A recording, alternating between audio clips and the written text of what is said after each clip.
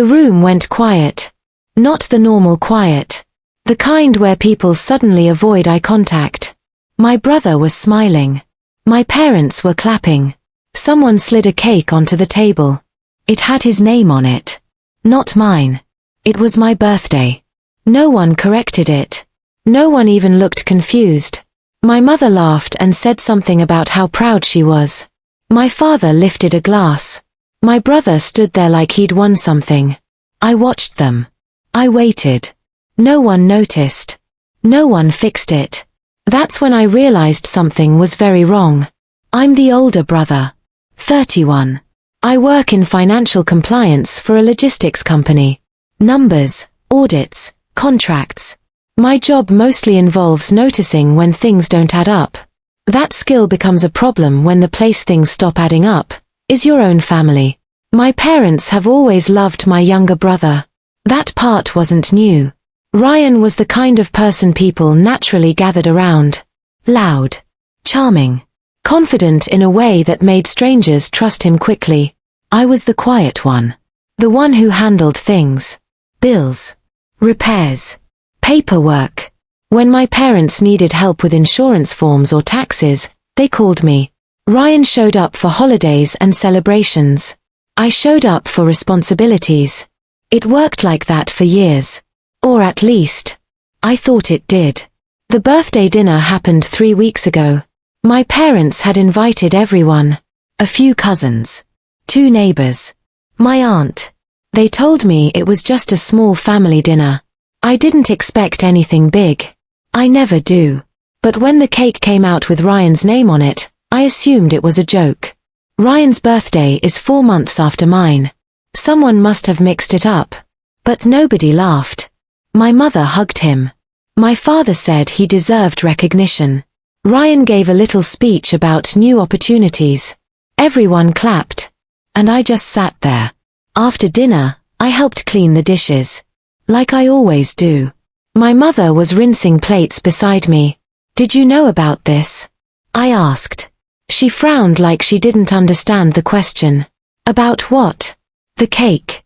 Oh. She waved a hand dismissively. Ryan has big things happening. We just wanted to celebrate. I waited for her to add something else. She didn't. On my birthday? I asked. She sighed like I was being difficult. You know your brother needs encouragement. That was the end of the conversation. The strange thing wasn't the cake. It was Ryan. He kept checking his phone during dinner. Not casually. Constantly. Every few minutes. Short messages. Then he would step outside. Once, he took a call in the driveway. When he came back inside, my father asked him quietly, "Everything okay with the investors?" Ryan nodded quickly. Too quickly. Yeah. All good. Investors. That caught my attention. Ryan had been starting a company for the last year. Some kind of logistics consulting firm. He talked about investors often. But he never talked about details. And for someone supposedly running a business, he spent a lot of time unemployed. After dinner, while everyone was leaving, my aunt pulled me aside. She lowered her voice. "Your brother's company, do you understand what he does?" "Consulting," I said. She looked uncertain. "That's what he told us too." Something in her tone stuck with me. Not accusation. Concern. I drove home that night with a strange feeling I couldn't explain. At first, I thought it was just resentment. Families do uneven things sometimes. Maybe I was overthinking it. But the next morning, something else happened. My phone buzzed. A message from my bank. Large withdrawal alert. I hadn't withdrawn anything. At first, I assumed it was a mistake. Then I checked the account. The transaction had been reversed. But the notification remained. And the location of the attempted withdrawal was a branch near my parents' house. Ryan lived there. I stared at the screen for a long time. I didn't call anyone. I didn't accuse anyone. Because when numbers stop making sense, you don't guess. You verify. So I stopped reacting. And I started watching. I started with the bank. Not a complaint. Not yet. Just a routine fraud inquiry. I asked for the attempted withdrawal details, device access history, and any linked recovery changes made in the last 90 days. I had enough experience with financial systems to know what to request without sounding alarmed. 2 days later, I had the answer. Someone had tried to reset my online banking credentials twice. The first attempt failed. The second got further because the recovery phone number on my account had been changed for 11 minutes before being changed back. That was enough time to request a withdrawal code. The recovery number ended in 44. I knew that number. It used to belong to Ryan. I sat at my kitchen table with the printout in front of me and read it 3 times. No anger. Just a kind of stillness. There are moments when betrayal doesn't feel dramatic. It feels administrative. A line item. A timestamp. A number you recognize in a place it should never be. I still didn't confront him. Instead, I pulled my credit reports. Then my tax access history. Then my document storage logs. I found 3 failed login attempts on my encrypted drive. All within the same week as the birthday dinner. Whoever it was had tried to access my identity documents. Passport scan. Tax returns. Employment records. That moved it from insult to intent. It also answered a question I hadn't said out loud yet. This wasn't about my birthday. That dinner had been cover. A celebration creates noise. People move around. Phones get left on counters. Jackets stay in spare rooms. Everyone assumes everyone belongs there. It was the perfect environment for someone to use my family's house as a staging ground and make it look harmless. I needed something cleaner than suspicion. And then I got it. 3 nights later, my aunt called me. She sounded embarrassed. She said she almost hadn't mentioned it. The week before my birthday dinner, Ryan had asked her for a short-term bridge investment. $50,000. He told her he was about to close a commercial transport software deal and just needed liquidity to satisfy a proof of capital requirement. She refused. But that wasn't why she called. She said my father stepped in and told her not to worry because I was already involved and had reviewed the structure myself. I hadn't. My father used my name to reassure her. I asked her one question. Did he say that clearly? Yes, she said. He said you were handling the compliance side. I wrote it down word for word. Then I asked if she would repeat that in writing. There was a long pause. Then she said yes. An hour later, I had her message. Time-stamped. Specific. Calm. Still not enough. The next piece came by accident. My parents have an old home printer connected to a family cloud drive nobody ever learned how to secure properly. Years ago, my father asked me to help set it up. He never changed the shared login. I hadn't used it in months, but I still had access. The next morning, a new file appeared in the print queue archive. A draft agreement. Private capital participation memo. Ryan's company name at the top. 3 investor names below. One of them was mine. Not just my name. A forged digital signature. My employment title. And a line stating that I had personally verified internal controls, reserve backing, and regulatory exposure. It was amateur work. Sloppy formatting. Wrong corporate title. A signature copied from an old holiday card scan. But it was enough to do damage if someone believed it. I downloaded the file. Then the metadata. Created on my father's laptop. Edited twice. Last saved under Ryan's user profile.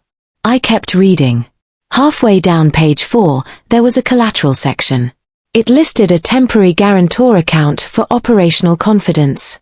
The last 4 digits matched mine.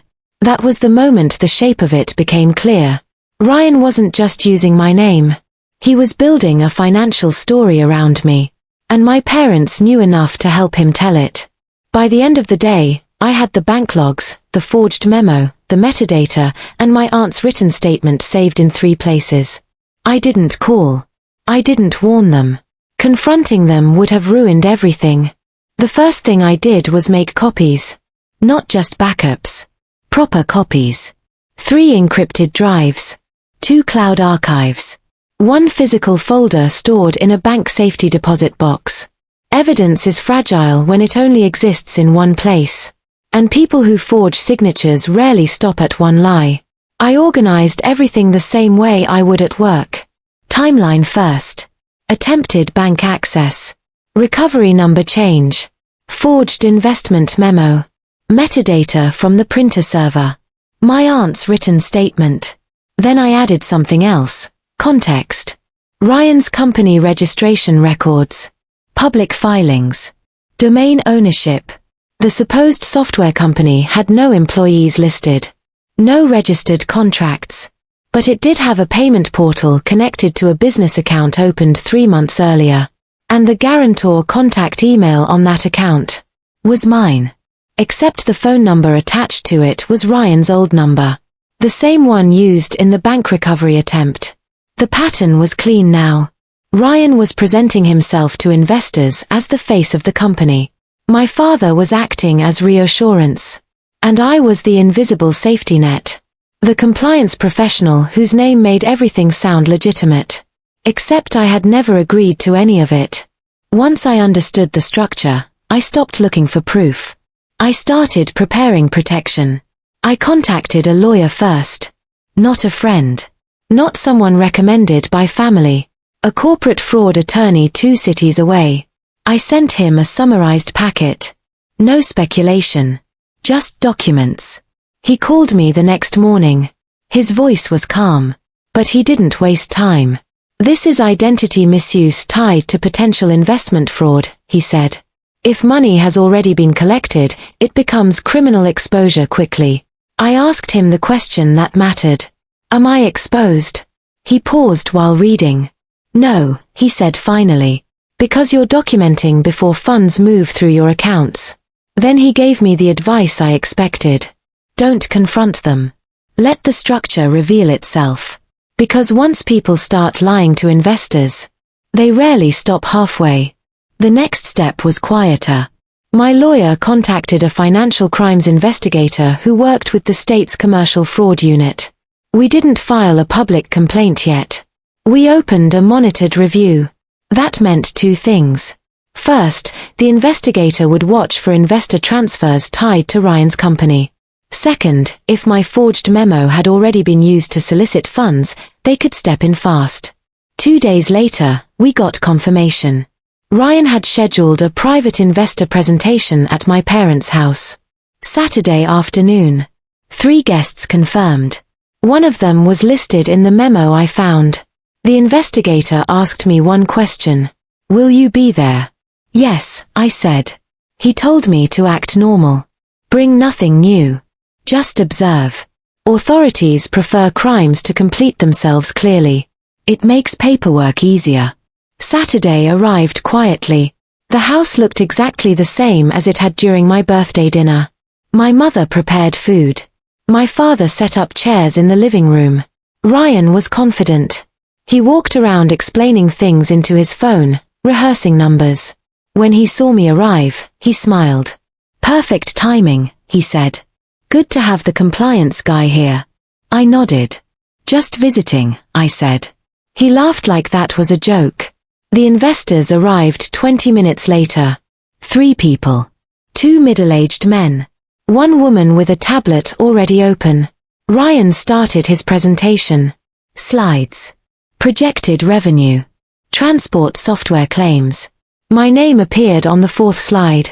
Regulatory oversight, it said under my title. No one questioned it. Why would they? People trust documents. And Ryan had given them plenty. The meeting lasted 40 minutes. At the end, one of the investors asked about capital verification. Ryan smiled and pointed at me. My brother handles that side, he said. That was when the front door opened. 2 investigators stepped inside.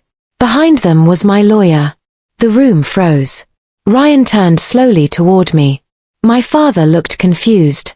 The investigator spoke calmly. We need to review several documents being presented today. Ryan tried to laugh. This is a private meeting. Yes, the investigator said.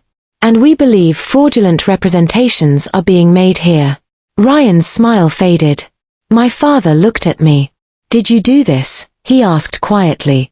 I didn't answer. Because the investigator already had the folder in his hands. Ryan thought the meeting was his moment. My parents thought it was just another family gathering. They thought nothing was wrong. They thought it was just another day. It wasn't. No one shouted. That surprised Ryan more than anything. The investigator didn't accuse him immediately. He simply asked a few questions. Who prepared the investment memo? Ryan hesitated. I did, he said. Did you receive authorization to use your brother's name and signature? Ryan glanced at me. Then at my parents. Yes, he said. The investigator nodded slowly. Do you have written authorization? Ryan didn't answer. The woman with the tablet, one of the investors, looked at the printed memo in front of her again. She was reading the signature line carefully now. My lawyer stepped forward and placed another document on the table. A comparison sheet. My real signature. The one from Ryan's memo. And the metadata report showing when the file had been created and edited. Ryan's name was listed under the editing history. The investigator didn't raise his voice. He simply said, "We're going to collect the materials used in this presentation." Ryan tried to regain control. "This is ridiculous," he said. "It's a misunderstanding." The investigator looked at him calmly. "Your brother has already provided evidence that his identity was used without consent."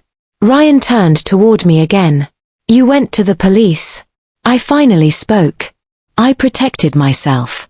That was the only explanation I gave. My father stood up. "This is family," he said firmly. "We can sort this out privately." The investigator shook his head.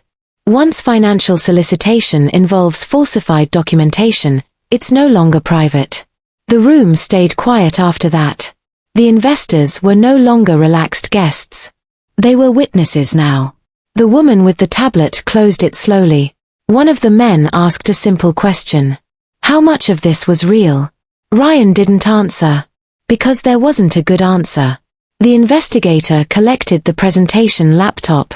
The printed memos. Ryan's phone. Then he asked Ryan to step outside for a conversation. Ryan looked back at my parents.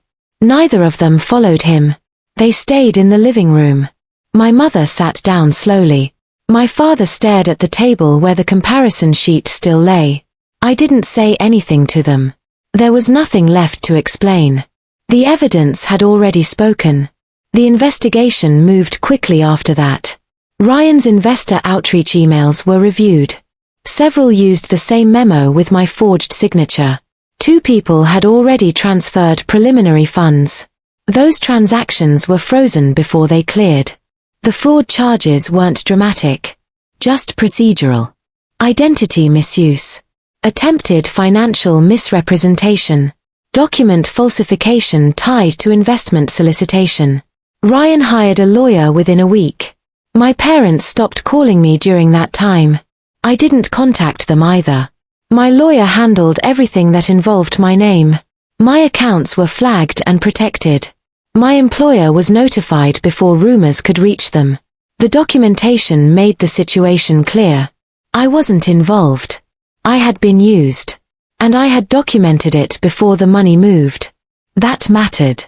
A lot. 3 weeks later, my father finally called. His voice sounded smaller than usual. "I didn't think he would go this far," he said. I didn't argue. Because that sentence told me something important. He knew there had been a this far, which meant he had known something before.